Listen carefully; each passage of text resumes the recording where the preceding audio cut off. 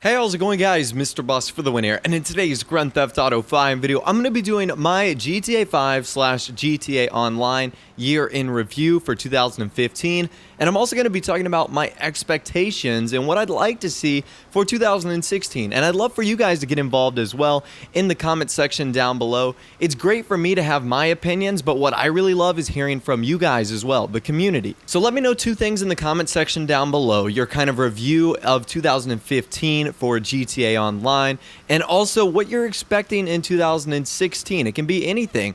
Get creative, be realistic, whatever the case is. I really don't care. I just want to hear from you guys in the comments section down below, and let me know what you think about my opinions as well down there. I'd love to hear from you also. But without the way, let's not waste any more time, and let's get it started. Alright, so let's kind of go in chronological order. I believe that would make the most sense. At the beginning of the year, kind of like the first quarter, we had the release of GTA 5 on the PC, and we also had the Heist DLC.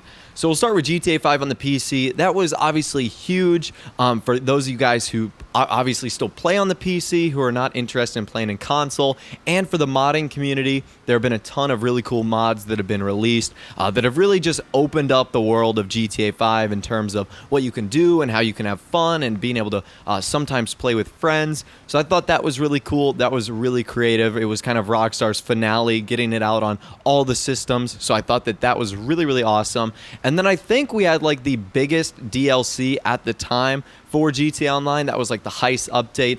That is something that was wanted forever, since 2013 really. So to finally see that come out was so huge, and I think Rockstar really did a good job with the Heist in terms of like how they were set out with the setup missions and then the finale, and the way that you had like all the cutscenes with the characters from single player. I mean, Trevor and Lester and Ron. It was lots of fun. I remember doing live streams of all those heists, and I just had a blast the first time I did them, the second, the third, and the fourth.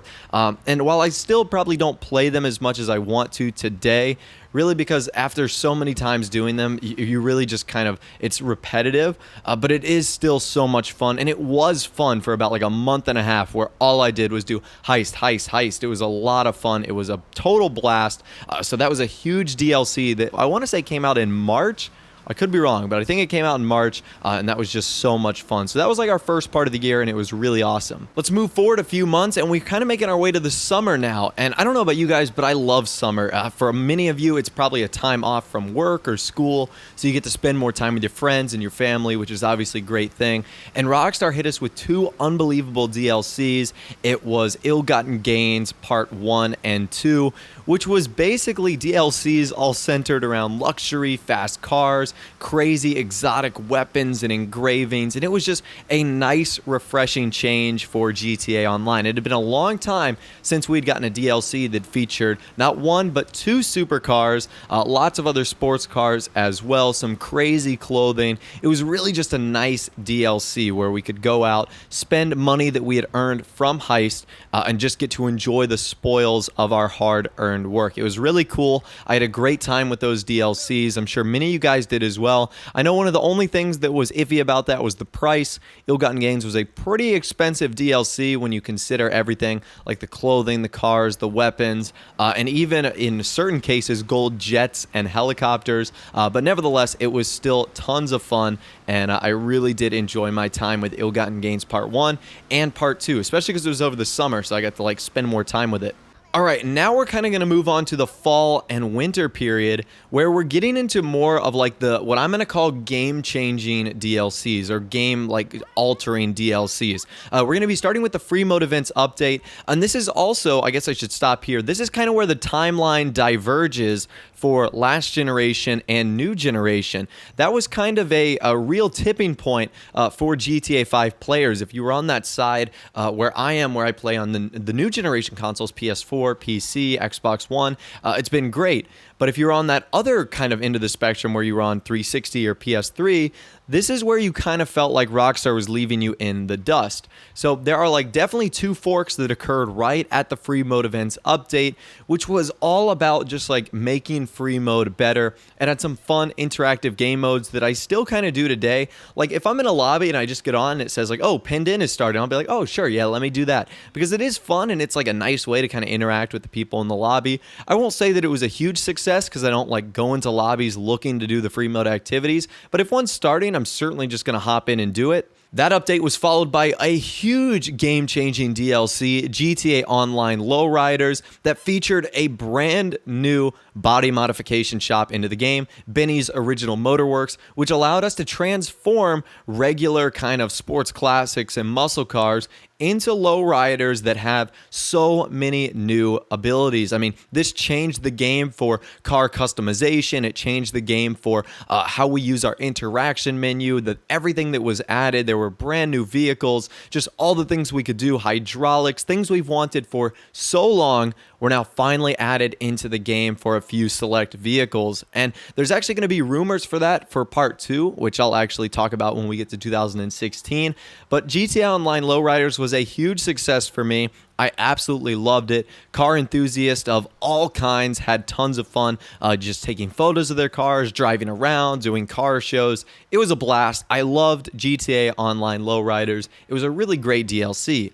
Now, I'm going to be skipping the Halloween surprise. We're going to be talking about that in a little bit. But we ended the year kind of with a bang. It was something that I did not expect Rockstar to do, really because GTA Online Lowriders had just happened.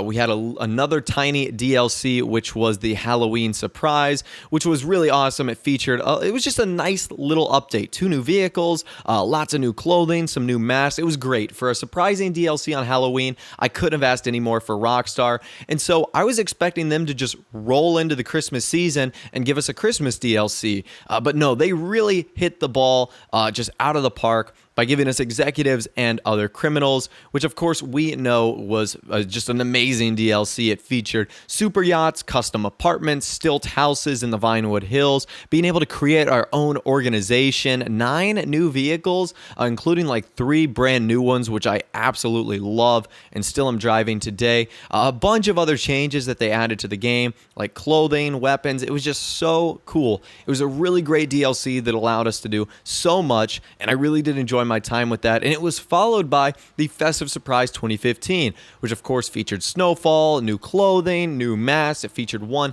new vehicle, which was wanted for a while, the Declasse Tampa. So I'm really glad that Rockstar decided to add that into the game, because that was absolutely amazing. It was just a great overall year in 2015. DLCs that we were expecting, DLCs that we weren't expecting, and really anything and everything in between.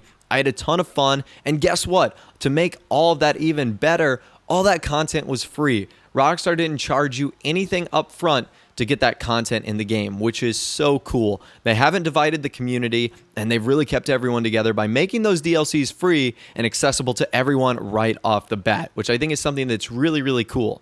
All right, so now let's move into 2016. Now, for my expectations for 2016, I'm going to be referring to 2 things. One is obviously my personal opinion, and 2 have been the leaks that we've seen so far and that I've covered in previous videos. So understand that that's where some of my opinions are coming from, and that's where I'll gather some of my expectations. So for starters, I'd love to hear some inkling about Story Mode DLC. I don't know what it's going to be. I don't know what implication or indication it could be, whether it's just an announcement or if the actual Story Mode DLC comes out.